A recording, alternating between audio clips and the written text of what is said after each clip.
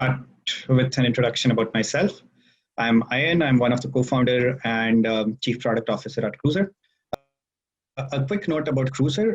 The whole Kruzr project actually started slightly more than 4 years now ago, with our focus on road safety and to prevent, uh, road accidents which were happening because of bad driver behavior.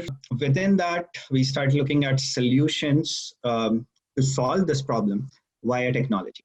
The things that we have always maintained from the beginning was always validate before you explode that idea.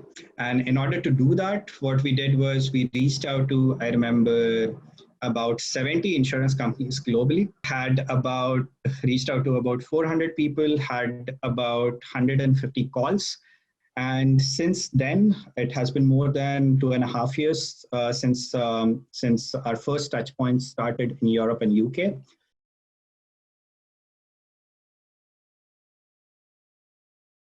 What is the biggest learning out of it? You said, right, that you reached out, you learned, but if you were to crystallize those learnings, and how did you crystallize those learnings? I would like to go deeper there.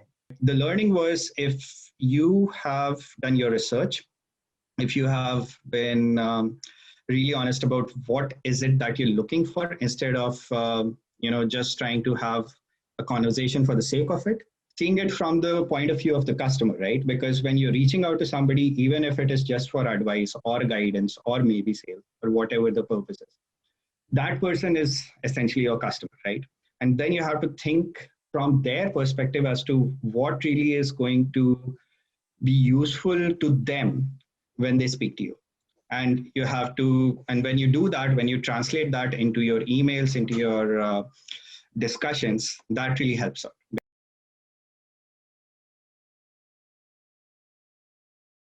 What does deep dive mean? Half an hour call or 3 1-hour calls? And secondly, what were the things that these people who did take that time, what were the top few things that they were looking out of this engagement? What I mean by deep dive and contextualization is, within the same company, there can be two people. One who is actually helpful and open about discussing the details, on giving you an honest opinion of what will work, what will not. But he or she may not have any decision whatsoever on the budget, right? So in that case, a deep dive would be more about the requirements of the company, how your product can potentially help them, what are the things that you should be looking at, but not really getting that project. And expanding on the same problem, once you have established you have iterated on your product, iterated on your platform, so that it is suitable for that company. You've already gotten stakeholders who genuinely believe that your product is good and they have already provided inputs to that. That may be a good time to go to the budget department, where the discussion and the deep dive will be purely financial. So the nature of deep dive really varies depending on the person and the agenda that you have. Maybe a 1-hour conversation. It can be a 1-hour conversation spread out at least across 4 different occasions.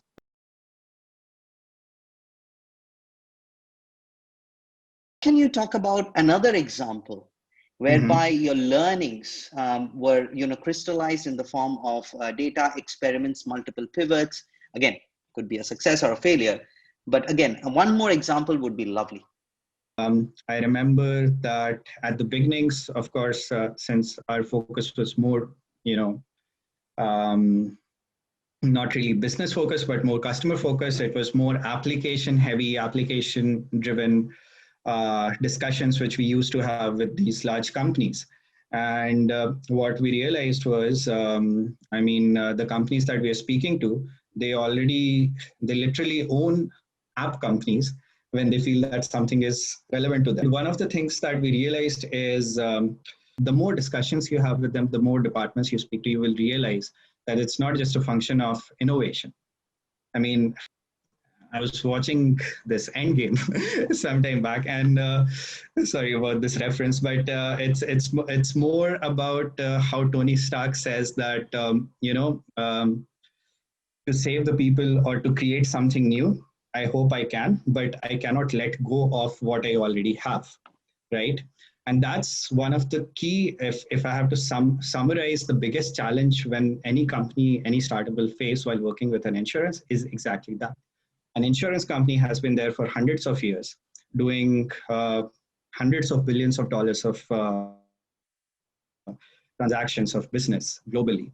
And to them, the bigger risk is usually not maybe a 10% improvement, but the risk which comes with that 10% improvement. So that actually translates both, as I mentioned, from a business point of view as well as from a product point of view.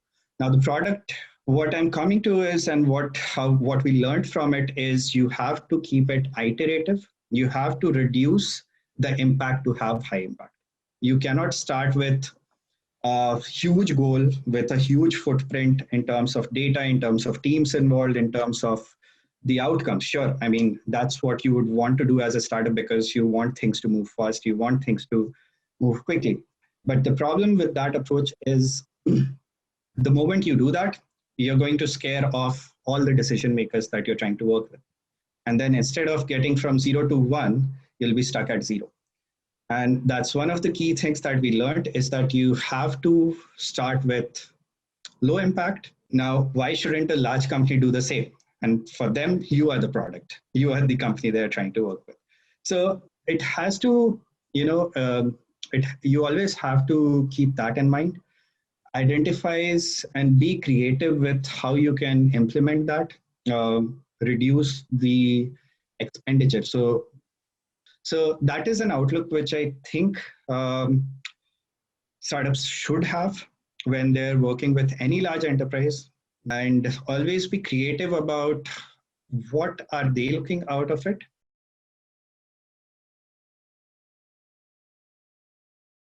Anything interesting that you would not have ever learned had you not been on this Kruzr journey?